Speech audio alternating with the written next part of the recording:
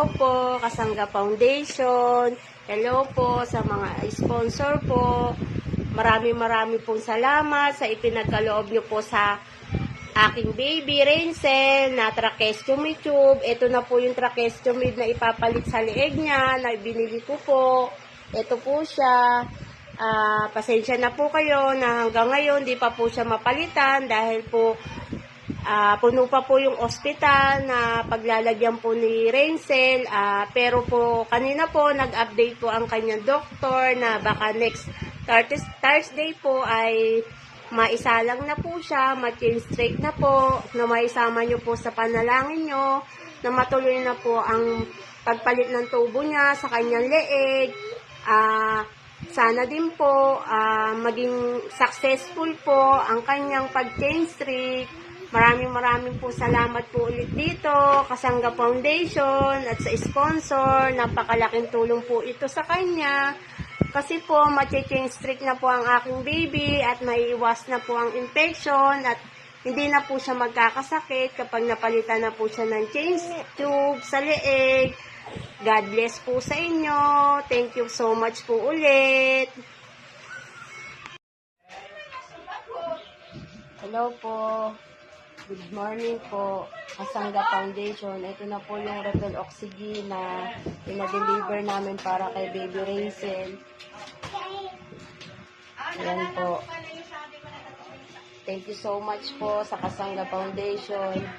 May refill oxygen na po ang Baby Rainsel namin. God bless po sa inyo at sa mga bumubuo po ng Kasangga Foundation. Thank you so much po. Ayan, hello po. Ito na po yung mga nabili kong mga gamot ko. So, ayan po sila.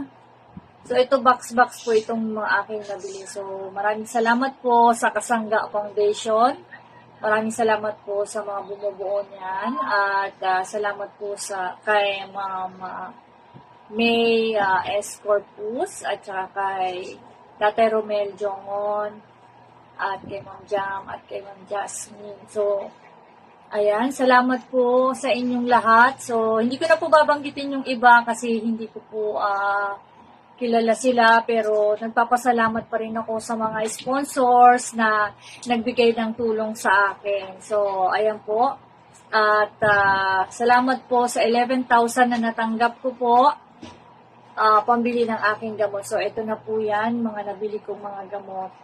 At ito pong box na po ito ay gamot ko po ito sa kidney at saka sa heart disease at saka sa gamot po sa high blood. So, ayan po muna ang aking nabili. At ito pong pang injection na ito, ayan po ay para sa puso. Ayan. Pinapa-inject ko po yan every 21 days po. So, ayan po ang aking mga nabili. Hindi ko po inubos yung pera dahil po baka palitan po itong mga gamot na ito. Yung kailangan ko lang po ngayon ay ito lang po yung nabili ko. So, hindi ko na po binili lahat yun kasi po baka another check-up ko is palitan po yung gamot. Mas baka masayang lang po yung gamot. Kaya uunti-untiin ko lang po yung pera na naibigay niyo po kasi para po mabudget ko po. So, ito pong nabili kong gamot na ito is parang ano lang po, nasa 2 months ko lang pong gagamitin. So, may iba pa po akong hindi nabiling gamot. So, next time po, update ko na lang po kayo. At ito po yung, kapag nakabili na po ako, update ko na lang din po kayo. At ito po yung mga resibo. Ayan, send ko na lang po sa inyo yung mga resibo na aking nabili. So, ang aking nagastos po, nabawas po sa 11,000 pesos, ay nagastos ko po, lahat po ng nailabas kong pera ay 3,670.50 po.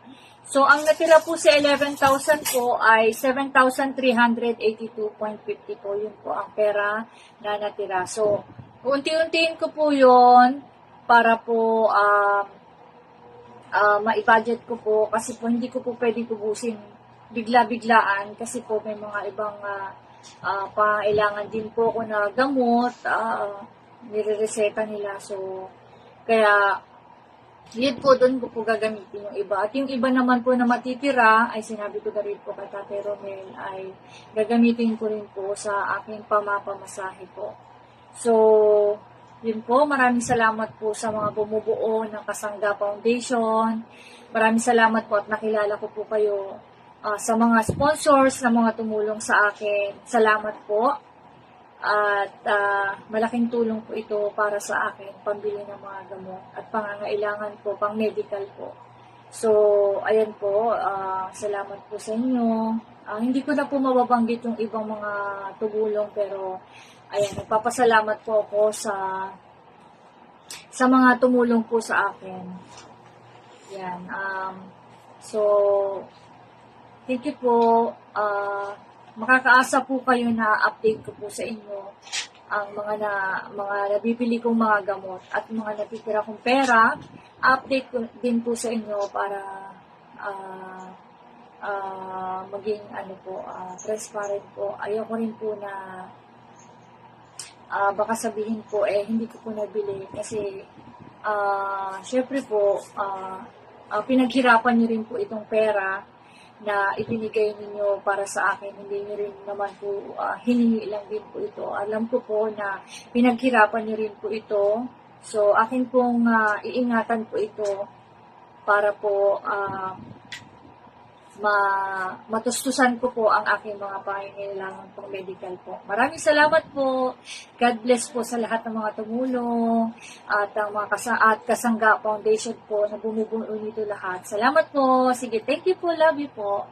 Bye-bye.